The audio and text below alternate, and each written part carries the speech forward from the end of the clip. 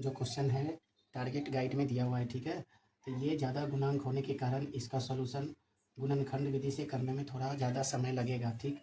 तो इसलिए ये गुणनखंड दो चार वाले रैखिक समीकरण से हम 3 विधि से हल करते हैं, प्रतिस्थापन, पद विचलन और ब्रज गुणन। ये तीनों विधि से अगर हल करते हैं तो समय ज़्यादा लगेगा और गुणांक भी देखिए सबका ज़्यादा है। तो इसको हल करने के लिए एक तरीका है जिसे हम अपनाते हैं और देखिए कैसे बनता है। जैसे इसको घटा देते हैं, यानी इसको माइनस कर देते हैं समीकरण 1 को और समीकरण 2 को, ठीक है।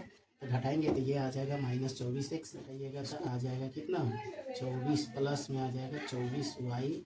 उसके बाद इसको घटाएंगे तो ये रैखिक समीकरण का जो क्वेश्चन है टारगेट गाइड में दिया हुआ है, ठीक है। तो ये ज़्यादा गुणांक होने के कारण इसका सॉल्यूशन गुणनखंड विधि से करने में थोड़ा ज़्यादा समय लगेगा, ठीक।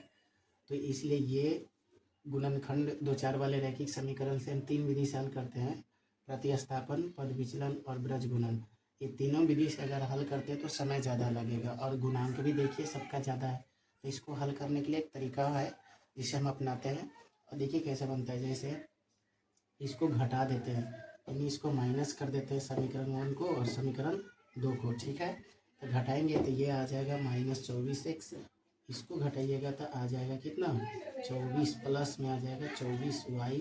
उसके बाद इसको घटाएंगे तो ये 11 में से 2 यानी 72 आ जाएगा, ठीक है, माइनस में। देखिए ये दोनों जाती में 24 प्लस में माइनस में xy है, ठीक है। यहाँ से आप क्या कर सकते हैं, देखिए अगर हम -24 को कॉमन लेते हैं तो x माइनस क्या आ जाएगा y बराबर क्या आ जाएगा 72 माइनस में, ठीक है। अब देखिए 24 से कट जाएगा तो x माइनस वाई बराबर हो जाएगा प्लस में 3, यानी ये हमारा x माइनस वाई का भाग आ गया। अब देखिए छोटा रूप आ गया तो x का मान निकाल सकते हैं, 3 प्लस क्या हो जाएगा y। अब इतना आप x का मान समीकरण 1 में रख सकते हैं। तो देखिए समीकरण 1 में क्या लिखे हुए हैं आप, समीकरण 1 में है 173x यानी 173x प्लस 197y बराबर 149, ठीक है। अब बताइए अगर हम x के जगह पर 3 प्लस वाई रख सकते हैं यहाँ पर तो 173 इंटू 3 प्लस वाई कर सकते हैं, प्लस कर सकते हैं 197 वाई कर सकते हैं, 149 कर सकते हैं। इतना आपको समझ में आया। अब चलिए इसको इससे गुना करेंगे तो 3 से 3 तिहाई 9, 7 तिहाई 21 के 1, 3 इकाई 3 और 2 5, कितना आ गया 3 तिहाई 9 ना आएगा, सॉरी 3 तिहाई 9, 7 तिहाई 21 के 1 और 3 इकाई 3 और 3 और 2 5, ठीक है। अब प्लस अब 173 इसमें गुना हो जाएगा 173y हो जाएगा प्लस 197y हो जाएगा 149 हो जाएगा, ठीक है।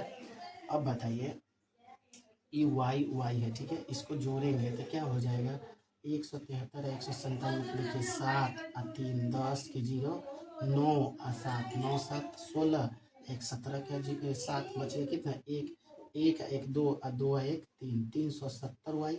और यहाँ देखिए 519 उधर चला जाएगा तो हमारे पास क्या हो जाएगा 149 माइनस 370 500 सॉरी 519 हो जाएगा, ठीक है। अब घटाइए तो 9 में से 9 घट जाएगा तो 0 आएगा, 11 में से 4 घटेगा 7 4 11 होता है। अभी हमारा 4 बच गया, 4 में से घटेगा तो माइनस में 370। अब बताइए y का मान निकालेंगे तो 370 बटे में जाएगा।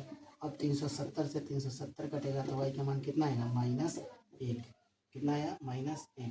अगर हम इसी -1 को इसमें रख देते, देखिए अगर x का मान निकालना होगा तो यहाँ पर हो जाए x बराबर 3 प्लस वाई, इतना तो हम x का मान जानते हैं।